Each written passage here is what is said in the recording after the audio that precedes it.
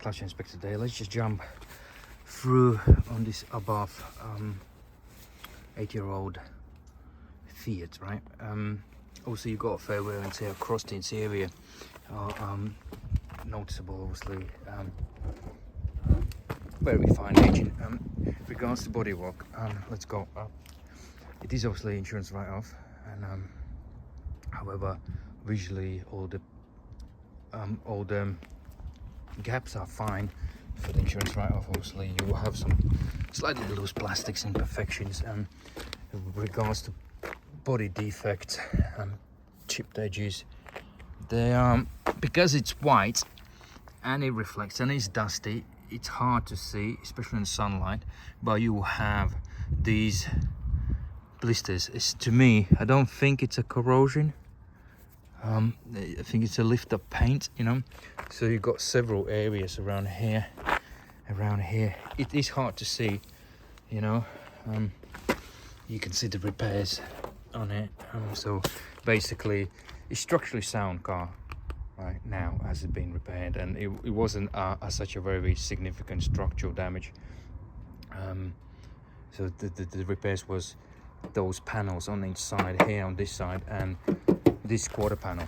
However, whole vehicle is resprayed apart from this wing, this and that. Roof operates fine. All the seals are fine. Here has been a significant amount of fillers used in this section. Also, as this side has been resprayed, everything is around 300 microns. Again, imperfections. It's been blended on this wing. There's a bumper damage, over polished marks. Everything so far. There's a damage of the grille, not the bumper, and everything around engine bay is fine, tidy. Some marks on this alloy, they are fine. The alloy wheels. You will see, obviously, insurance write-off imperfections. There will be few, but however, looking on this particular example, it's quite sensible. You know, you will, like I said, you have some rust marks. You can see the seam sealer is not as on this side, so repairs, marks, but at least it's been repaired, right? How can I say, it's not manufacturer standard, it's not industry standard professional bodywork repair, but it is I mean, it's done, it's satisfactory, right? But obviously repair quality is not good enough, but it's done. Sensible respray, but fits insurance write-off standard, you know, I would say. So I'm gonna go for the road test now. There was some worrying faults regards to oil pressure. We'll check it. Service is due on this one in June this year. It's part of the service history. Have to be done every year.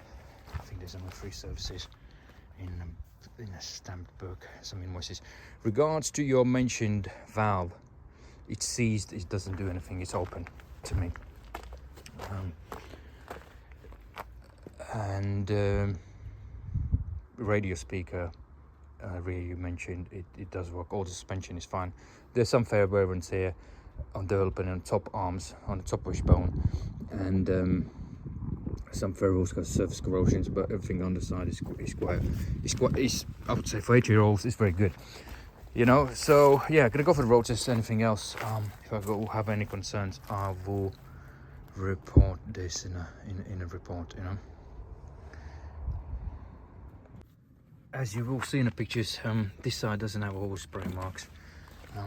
That side has, and obviously you have all sprays around the bumpers, you know, and then you got all sprays around here, you know.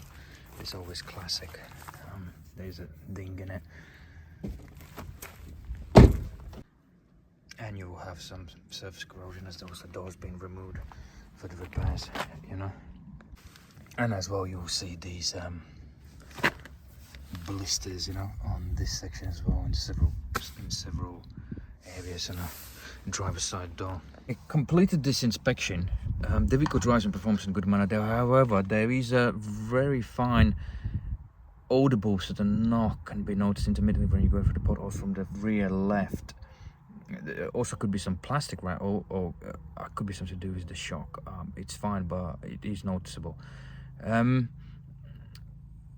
Regards to faults, there are various sort of weird things. There's nothing abnormal. The oil pressure, again, I think there's nothing abnormal. However, it can be to do with software updates, which are overlooked problems, as there are some bulletins regards to certain issues. So there's a high pressure system issue. Again, communication issues needs further investigation. More likely one of the sensors are packed up or something that something again, you know, I'm just guessing at the moment, and there's nothing sort of serious, but it could turn out something serious, you know. Let's just put it, if you want to sort these small issues out, there's also the code for the classic thing as on a Mazda's, right, as this is sort of Mazda really. Change the batteries, clear the fault, and see if it comes back. If not, one of the transmitters are faulty, you know. There might be a software updates required, again, as there's no main dealer service history along. There's certain things can be overlooked too. So yeah, however, there are certain issues with that diagnostic, but there's nothing abnormal, you know. But like I said, if you would decide to resolve it, it will cost you money. Let's say it's various systems, various issues, it could be up to £500, you know. Just an idea, you know. But it happens, guys. If you have any questions, just feel free, just give me a call.